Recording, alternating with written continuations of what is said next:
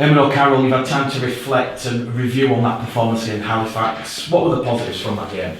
The performance on a whole, to be honest with you, I think it was the first time this year, although I know it's round two, we played a lot of games where we kind of stuck to a game plan, and the players got the reward for it. So that was a really pleasing thing for me as well.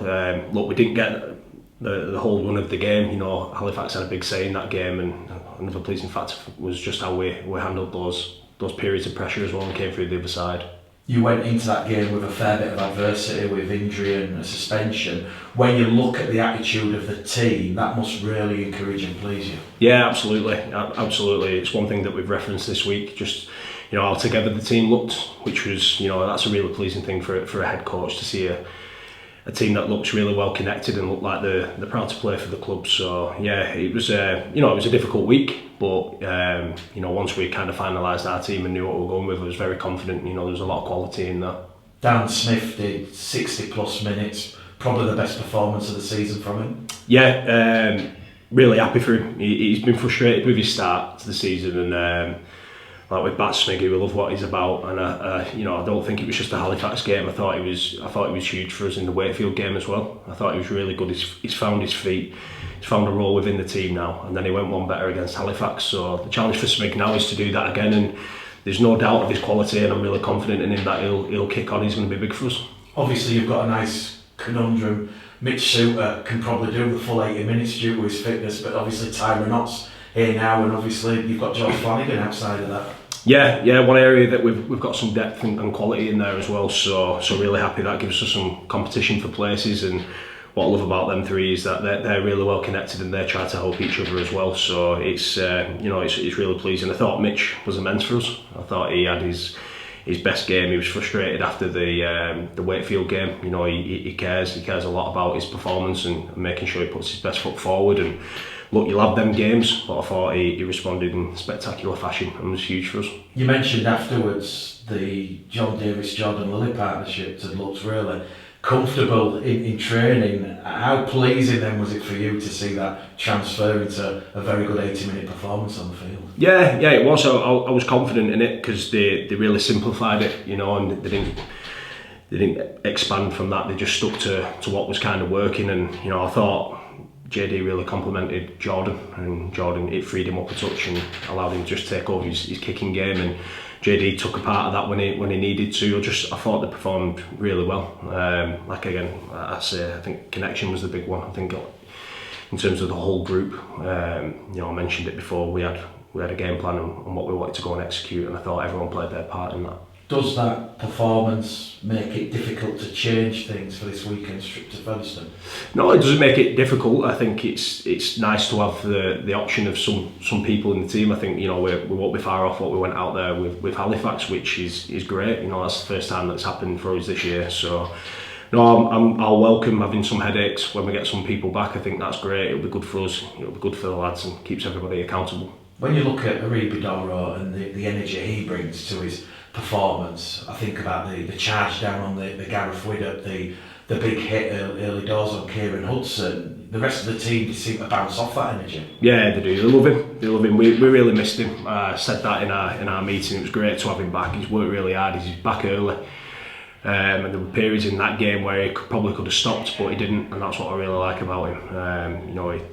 You see the things like the charge down, you see the things like the big charge into the opposition, and leaving people on the floor. But the things he does off the ball as well. He doesn't stop. He'll tie in. He'll do the kick pressures. He's really invested, and he's having a big year, and I think he'll even get better. After that first win of the championship season, what's the challenge now to the players? Being consistent. Something that they mentioned to me when I first came here. It's something that they want to be better at, and we have to be better at. It's a really tough competition, so it's all right going out and performing the way we did in the derby, and we have to go and back it up now. It is Featherstone on Sunday. What do you make of them? They had an early exit in the 1895 Cup, but since then, they're back to their formidable best. Yeah, strong, really strong. I think they've got. They've had their issues obviously at the start of the year, but I think they've been able to keep hold of some key players. They've got some Super League experience in there, seem to recruited really well, and obviously very well coached, so it's going to be a huge challenge for us. They've got threats throughout the park there, so we're going to have to be at our best. A lot of people might say, well, they've had a bit of upheaval and they've lost Ben Reynolds, but when you look at that spine, you've got Paul Turner, Callum Atkins, Danny Hadley, there's a lot of quality there, a lot of threats. Yeah, absolutely. And, like I said, we're going to have to be at our best. They'll challenge us probably in a different way to Halifax did, but we'll slowly look at ourselves and what we want to get out of the game. I mentioned it before, we won, but we're not happy where we're at. We know there's still areas of improvement and we're going to have to be better at weekend. It's no secret, Eamon, Bradford haven't won at Post Office Road for 9 years. How are you going to prepare the players for what is one of the toughest fixtures in Bradford's season? As we do every week, nothing changes. That's a good start. I wasn't aware of that. I knew it was for some time, but I didn't know it was that long. So that won't be, a contributing factor for us. We're not a group that needs a stat like that to have extra effort. Like I said, there's areas of the game from Halifax where we thought we did really well. We want to keep hold of that, and then obviously be better in some other areas as well, and that will give us the best chance of going out there and performing. A win on Sunday would give the side a lot of confidence and self-belief. Yeah, absolutely, as it would regardless of who we're playing. And that's more important for us. We want to back up a performance. We want to be consistent in our performances as well. So, there's some contributing factors there that will help us being able to name a similar side and not have disruption in the squad. Hopefully that's where we're at. So, it's going to be a big challenge, but one we're looking forward to. In terms of the team news, not the actual 17, but what's the squad looking like this week? Michael Lawrence didn't feature on Friday against Halifax. No, we'll miss Bruno for a period. We're just trying to get some clarity on that. He's due to see a specialist, so hopefully that won't be too long term. He's a big loss for us. Like you mentioned before, I think Dan Smith really stepped up to the plate. So obviously losing someone like Bruno is a big loss, but everyone else played their role. Other than that, we didn't have any injury concerns, which was pleasing. First one of the year, and hopefully a couple of people not too far off. Just on Michael Lawrence, what's the injury? He's just done his groin there. He's done something to his groin, so we don't think it's going to be too severe, but one that'll keep him out for a little bit. So we'll know more tonight. Corey Johnson obviously is on a season-long loan, but he's been absent the last couple of games. Is he back with Bradford or is he still with Leeds? No, he's still with Leeds.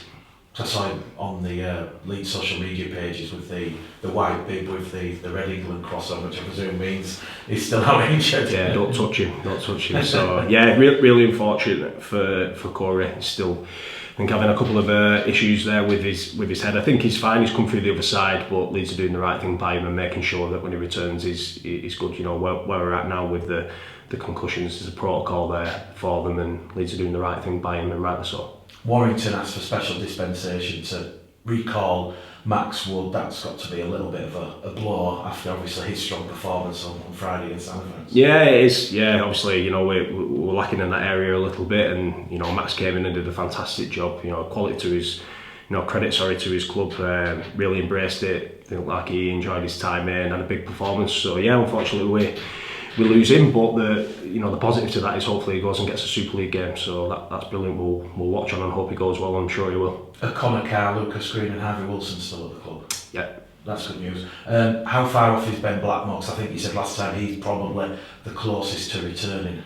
Yeah, he's back with the team now, so he's just got a few more boxes to tick to make sure he gets fit, because he's still way ahead of schedule, so we don't want to rush him. But hopefully in the next couple of weeks he'll be up for selection. The reserve game was due to take place this evening. Is it fair to say he would have been playing in that if it hadn't have been postponed? Yeah, we were considering it. He was likely to play, which is a shame, but it won't change anything. That was just good, more for Ben's clarity and his mind to know that he's good to go. But it's unfortunate he got called off, but that's how it is, and it won't change anything with Ben. He'll train with the team tonight, and we'll get through some extra stuff with him as well.